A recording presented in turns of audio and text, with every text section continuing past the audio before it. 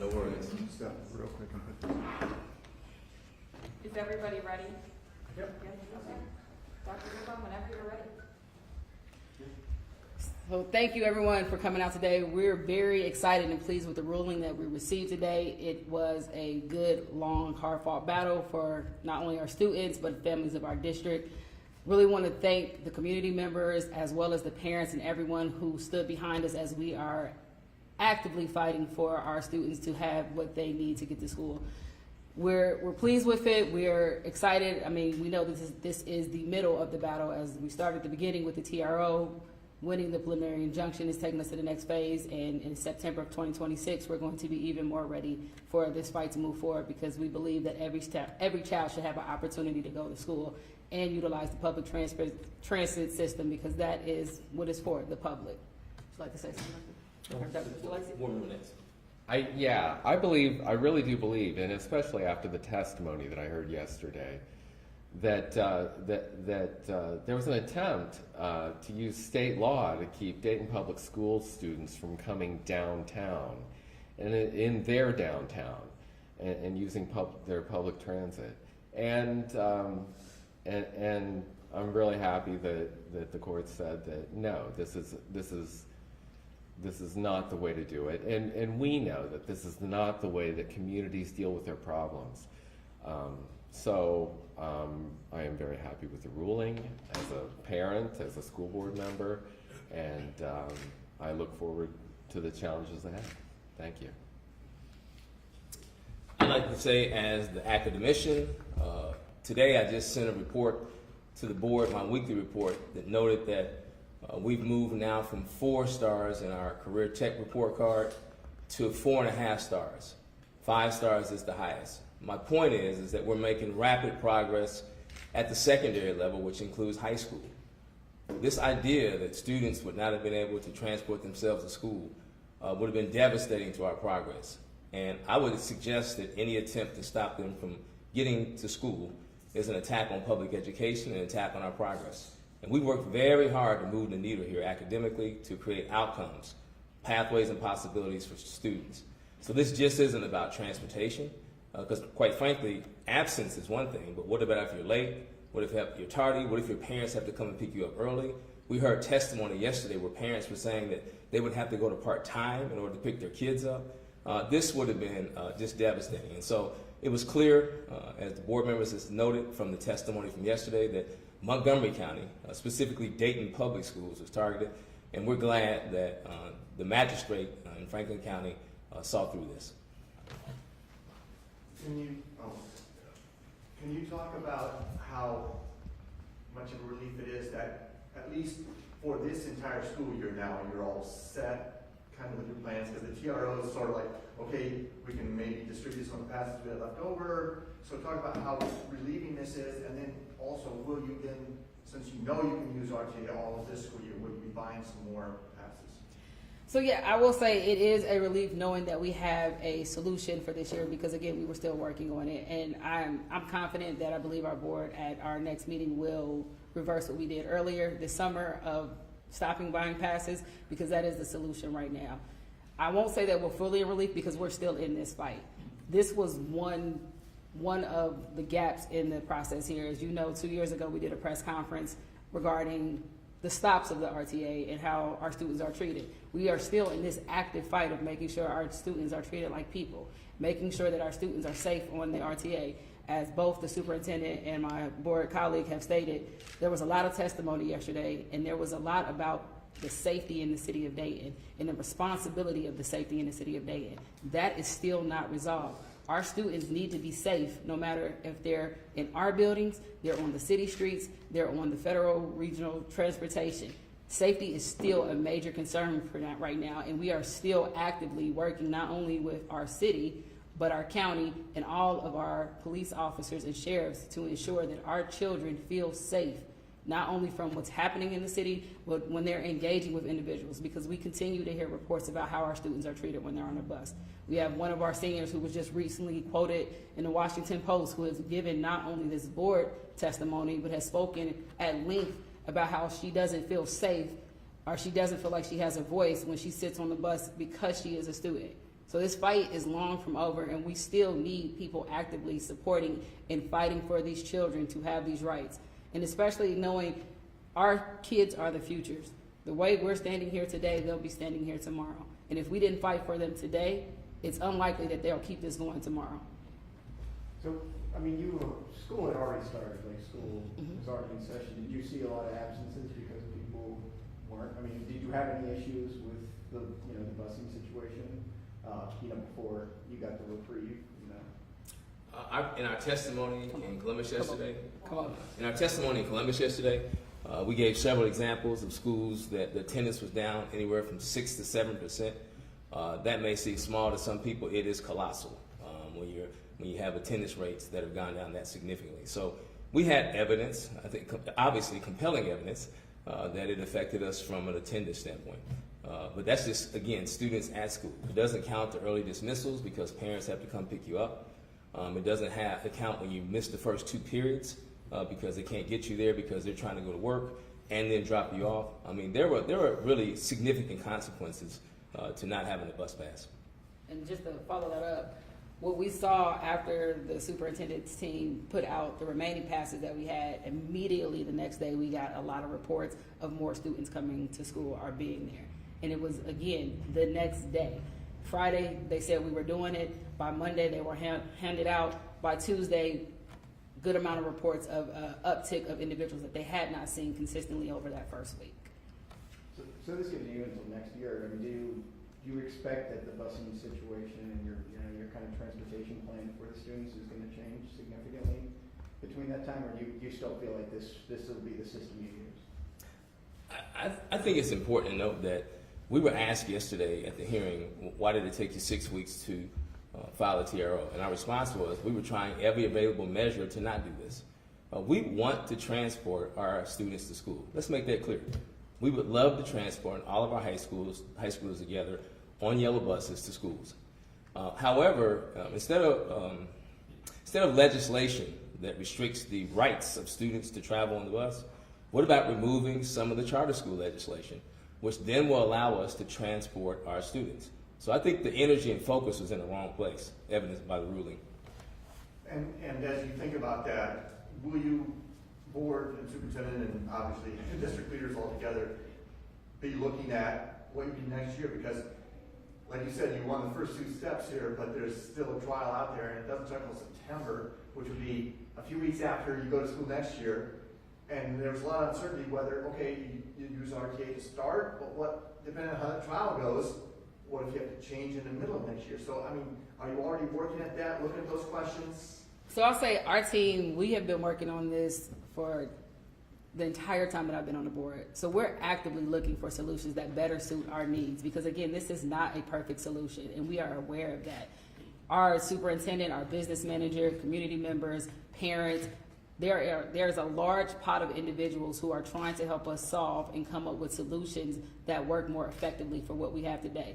So to answer your questions, we are actively working today to find a better solution that meets our needs, that makes our students feel safe, that allows them to come and go and lets them know that yes, this is a place that you are wanted and you can be here. Do you think there's anything that state lawmakers could do, like, maneuvering or adding, seeking new legislation that can kind of achieve the same results that they, were going for with this? I mean, are you concerned at all that they'll try to pass another law or take some other action that'll... Fortunately, we have this thing called the judicial branch. I do believe that there are a lot of laws that don't benefit public education. Like we see this at the federal and the state level, that public education is under attack. The superintendent just talked to you about the amount of things that are preventing us right now as a district of doing things. So the question you just asked earlier, if we did not have to also plan for other school districts that we have no investment in because they are not a part of our infrastructure, we would have a plan today for how we would do that. So when it comes to what the legislator is doing, I wish that the legislator would bring more of the public institutions to the table, as well as the non-public institutions, because these laws don't help either of us. Frustrating a system is not a solution in that piece. So yes, I do believe that, this happened, this was an amendment. If you read the testimony from yesterday or you listen to anything on the record, it was an amendment that was put in specifically for this one area. It did not affect any of the other 88 counties, but this one area was targeted for a reason. And that is a problem. And I don't believe that if you made it all the way through with an amendment that got into the law, that this will be the first or only attack on this institution. This is for either board president or superintendent. There was claims made yesterday that the district had $139 million moving forward from last school year to this school year.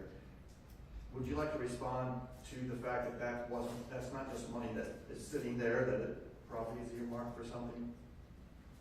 Because they were, basically the inference was, yeah, $139 million, certainly you could use a large chunk of that and buy 50 new school buses. That was the inference. Mike, you were in Columbus yesterday. I'm going to respond with the way the judge responded when I responded. He says, hey, we're going to rephrase that question. And he actually, what he said, I'm translating for he and I, was that we don't count other people's money. We don't tell them what to do with their wallet. We have a massive operation here. We have operational strategic plans, academic strategic plans. We have big plans for building expansion. We currently have plans for moving large structures into that building over there and renovating it. We have significant plans, and they wouldn't know that because they don't work here. Let me follow up on that one. And I'll follow up. If you look at our 5-year forecast, you don't see the 139 million going out to 5 years, and we are required to provide a 5-year forecast. And if that 5-year forecast if you just threw 139 million out of our 5-year forecast, then we would probably be under state supervision because of fiscal emergency. And just on top of both of what both of these gentlemen said today, we're still one of the few districts that made cuts post-COVID.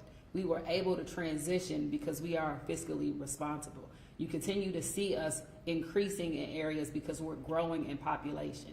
So what we're doing with our budget is making sure not only are we doing what's right and responsible for taxpayer dollars, but what is best for this district at this moment, as well as 5 or 10, 15 years away. And I just wanted you guys to be able to address that, because any organization, you can say, well, they had this much money going forward next year, but again, most of that is already all earmarked in your budget, I'm sure. And that's called planning. You just don't wake up today and go, today we're going to slap together a building, or tomorrow we're going to open this up. You plan for these type of things, and things that we talked about, because again, as you were there, you heard about the busings, the 20 or 30 available busings, that it was a magical number that was out there that some of us have seen and some of us haven't. We already planned in our budget to purchase 10 to 15 budgets to make sure our fleets are able to move. And that is, again, the planning process and why we are able to move in the way we are. And I'll top that off, we haven't had a levy since 2008. And that is a very impressive thing to continue to operate on 2008 funds in 2025 We won't last forever. But you haven't had to go to orders, you haven't asked for orders in 17 years for new levy money. That's correct. And the reason I think that's really important is when you look at a lot of the carryover language that's in House Bill 96, the language says that, hey, community members, homeowners are being overtaxed. So that's why the school districts have all this money. So they should give the money back. Well, again, we haven't had a levy in 17 years, so we're not overtaxing anyone. We continue to push forward with increased enrollment. And earlier you asked, hey, what can the legislators do? They can, in addition to working to remove the charter school restrictions, they can increase funding for transportation. I think it's $20 million I testified to yesterday. Increase funding for transportation. We'll buy more buses. We'll continue to ramp up with drivers, and who knows? With those two things, a lack of charter school transportation, meaning we don't have to go there. And if they want to purchase more buses for Dayton Public Schools, we'll figure it out then. And not only just Dayton Public Schools, you can increase transportation budget for non-public schools and let them have their own share of the pot, but not decreasing what we utilize, because again, we already operate with a limited amount that doesn't cover the full amount of what it costs. So if legislators want to help out or really want to solve this problem or get closer to it, fund the other individuals, also fund us appropriately so we can continue to make sure our kids arrive safely to school. Like, we hear a lot of talk when something major happens, and believe a year ago we had the bus that tipped over, and there was a lot of conversation about transportation, but we saw very little action that occurred after that, other than our hearts are out and our prayers are with you, but our children need more than that. They need true investment constantly, and they need you to be in the rooms with individuals who understand the complexities of what's going on. Moving forward, what are the next steps for DPS to plan for this trial, to try and prove their case? You go, Madam Lawyer, you go first. So we have an amazing legal team, right? And our legal team is going to be the lead on that one. Of course, we're not going to give out our strategy for the trial and that piece of it, but yes, we're going to continue to do what we need to do to make sure that we're good and ready to go. Also, one other question that I have for you. Obviously, you might be like facing pushback from people who are usually using the RTA. What do you want to say to those who are pushing back, saying that your students should not be using the RTA? I will say that, again, public transportation is meant for the public. Now, we as a community have to hold ourselves to standards that are good standards of us being good neighbors to each other. I encourage, as we continue, the amount of community members that jumped in to help us, because there was so long that we felt like we were on an island by ourselves, and it felt really good to have support. Please continue to show our teenagers how to engage when you're out there, to be that wall that helps to go, this is acceptable behavior and this one can be corrected. I think it is imperative, if they learn now as teenagers, that they will do better as young adults. But we're going to continue on our side. We do a great job of monitoring and correcting behavior and course correcting when we can. We still need other individuals to be a part of that, because again, these individuals are a part of the Dayton community. Superintendent, if you want to talk about yesterday in court, you talked about, but you know, for the community to know, that all of your students right now are wearing their badges when they travel, so they can be identified, basically. We right? have telepathy. I was just going to talk about Exhibit E. Yeah, so the board passed a resolution in the last board meeting, and there were 3 bullets, because we wanted to be responsible. The first was that if you're one of our students, you have to have an ID. We're in the 2nd year of a massive ID campaign. We want to turn the IDs into things that they can use, ways to get into games, ways to purchase things. And so, yes, you have to have an ID before you can get a bus pass. The other piece is parents, either through Parent Square or in person, or when we send them Parent Square behavior code of conduct for the RTA home, the child and the student need to agree and sign. I was in several buildings. I saw principals holding full-scale meetings with students who want to be on the RTA, explaining the behavioral expectations, because, as Dr. Goodwine says, we want to be good neighbors. And the last component is that the same thing that we expect for our students, since we're compelled by state law, again, to pass out bus passes to non-DPS students, we expect them to do the same thing. So we expect them to pick up their passes at the service center, like our people do, with a ID, and we also, again, expect them to behave accordingly on the RTA transit. Is You there, guys know? is there any thoughts as to, and maybe it's been said before, but what the root cause of the entire busing situation has been that led to state legislature to make this amendment? I'm so glad you asked that. We were getting ready to leave, but since you asked, that's a good way to close it out. I was asked yesterday during testimony, I recalled that the bus stop used to be on 3rd and Main, and that I'm almost 60 years old. I've been around the buses for almost 50. And this has been a conversation for almost half a century. It was moved from 3rd and Main for the same reasons they talk about now. So about violence and about kids and adults not being able to interact in those spaces. And I would suggest, instead of talking about our kids, because one of the folks we saw yesterday was a former sheriff, I would suggest we worry about making things safe down here. If we do that, then we won't have to worry about our students. Yeah, and I would say too, because again, as Dr. Lawrence said, safety was the major #1 concern that individuals stated. They were trying to protect our kids from it.